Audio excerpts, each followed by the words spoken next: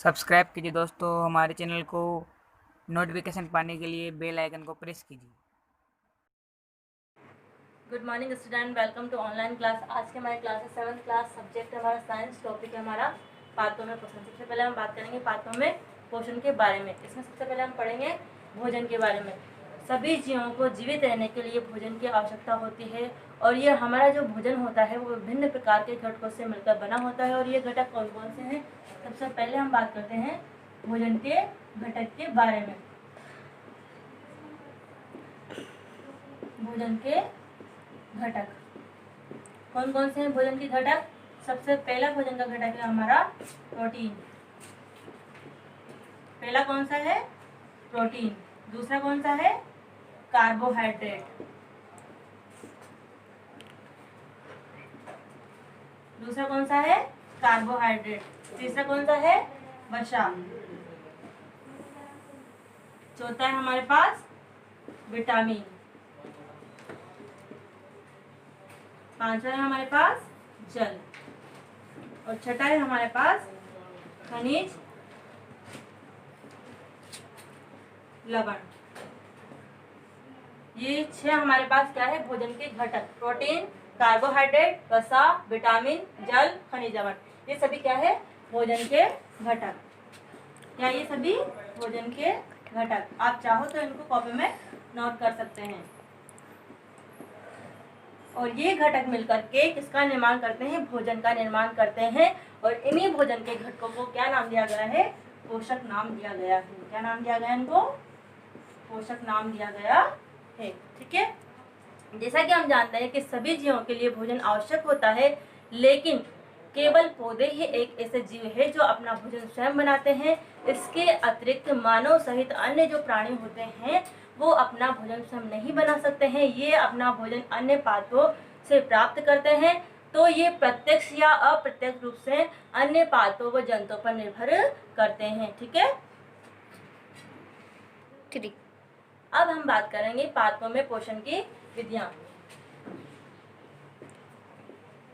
पादपों में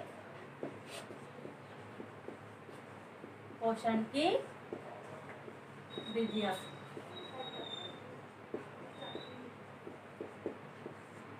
जैसा कि हम जानते हैं कि पादप जो है वो अपना भोजन बनाते हैं। ठीक है, और ये जो भोजन होता है वो जल, कार्बन डाइऑक्साइड की उपस्थिति में इसका निर्माण होता है। और इसके अलावा जो पोषक पदार्थ होते हैं वो शारीरिक संरचना, वृद्धि व क्षतिग्रस्त भागों के रखरखाव में सहायता प्रदान करते हैं। इसके अलावा ये साथ ही हमें ऊर्जा प्रदान करने का कार्य भी करते हैं।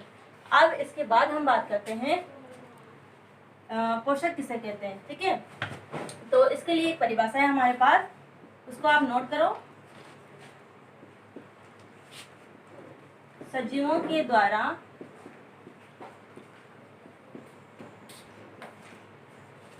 भोजन ग्रहण करने व इसका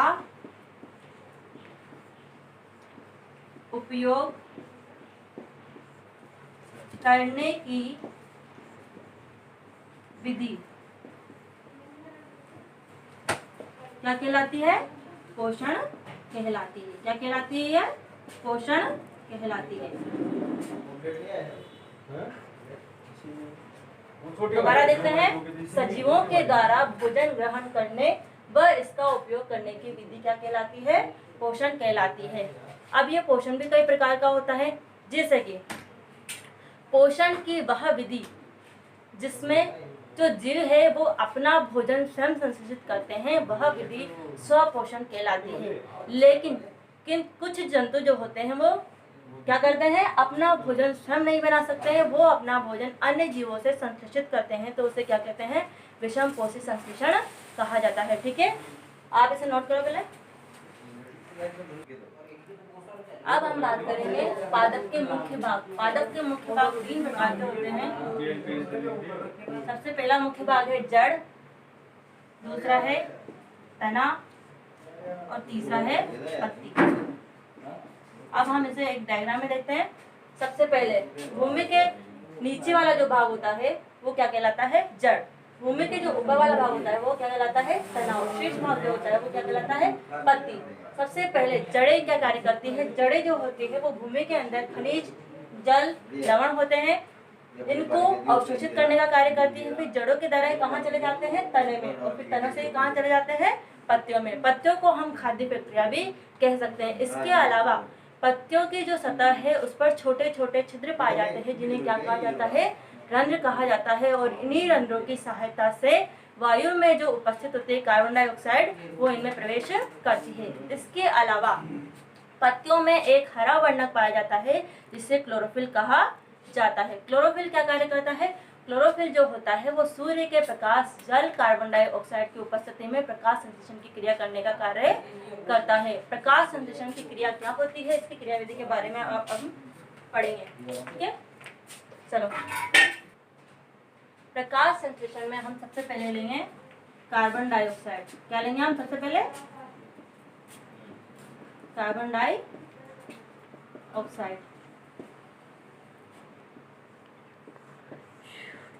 साथ में जल।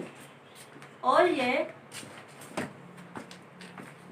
सूर्य के प्रकाश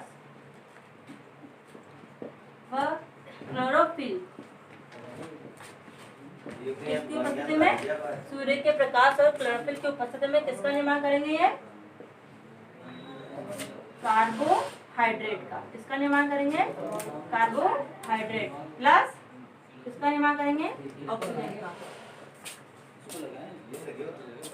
प्रकाश संश्लेषण में हम सबसे पहले देखते हैं कि इसमें सबसे पहले हम लेंगे कार्बन डाइऑक्साइड प्लस जल, जो सूर्य के प्रकाश और क्लोरोफिल की उपस्थिति में कार्बोहाइड्रेट का निर्माण करेंगे और ऑक्सीजन का निर्माण करेंगे। कार्बोहाइड्रेट जो होती है पादपों में स्टार्च के रूप में संचित रहती है। किसके रूप में?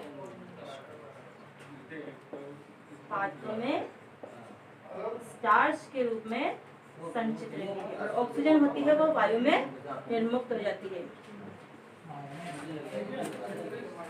वायु में क्या हो जाती है? ये निर्मुक्त हो जाती है। आप इसे नोट कर सकते हो।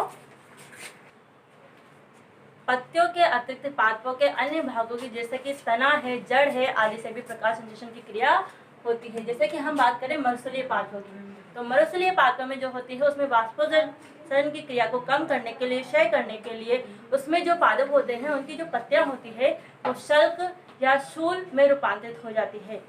शूल का मतलब क्या होता है? कांटे। कांटों में रूपांतरित हो जाती है। तो इनका जो तना होता है वो क्या होता है? हरा होता है। और हरा होने के कारण, हरा क्यों होता है? क्लोरोफिल के कारण। क्लोरोफिल होगा तो उनमें क्या होगा? प्रकाश संश्लेषण की क्रिया होगी। इसके अलावा हम एक और उदाहरण ले सकते हैं। जैसे कि हमने गीली दीवारों या तालाबों के आसपास हरे रंग की एक संरचना दिखाई देती है, उसको क्या बोलते हैं? हरी अवकोणकी या काई कहा जाता है। वो कैसी होती है? हरे रंग की। और उसे वो क्या होती है? जीवों में वृद्धि के कारण होती है, जिसे शैवाल कहा जाता है। और ये शैवाल जो होते हैं वो हरे रंग के होते हैं। इनमें क्लोरोफिल उपस्थित होता है। क्लोरोफिल उपस्थित होता है तो इसमें क्या होगी? प्रकाश संश्लेषण की क्रिया संपन्न होगी। इसके बाद हम बात करते हैं कि प्रकाश संश्लेषण की क्रिया के द्वारा, अभी हमने पढ़ा था कि कार्बोहाइड्रेट का निर्माण होता है। तो कार्बोहाइड्रेट जो होता है वो किससे मिलकर बना होता है? कार्बोहाइड्रेट जो होता है वो तीन तत्वों से मिलकर के बना होता है।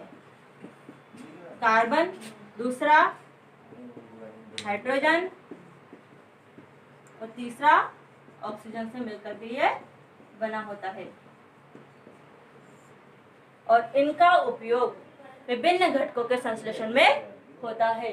कार्बोहाइड्रेट कार्बन, हाइड्रोजन, ऑक्सीजन से मिलकर बना होता है और इनका उपयोग अन्य घटकों के संश्लेषण में होता है। इसके अलावा प्रोटीन जो होता है वो नाइट्रोजनी पदार्थ होता है। अब हम बात करते हैं कि नाइट्रोजन हमें कहाँ से प्राप्त होती है।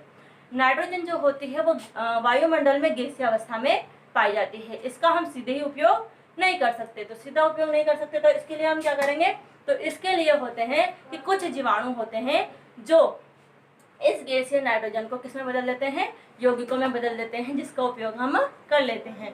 जैसे कि किसान जो होते हैं वो खेतों में यूरिया और उर्वरक का उपयोग करते हैं जिनमें नाइट्रोजन प्रचुर मात्रा में पाई जाती है। और नाइट्रोजन प्रचुर मात्रा में पाई जाती है, इस तरह से इस नाइट्रोजन का उपयोग कर लिया जाता है। इस प्रकार अन्य संगठकों के साथ साथ नाइट्रोजन की भी आपूर्ति हो जाती है। ठीक है, अब आप इसे नोट कर प्लीज लाइक कर दीजिए, सब्सक्राइब कर दीजिए और बेल आइकन को प्रेस कर दीजिए। देखने के लिए धन्यवाद।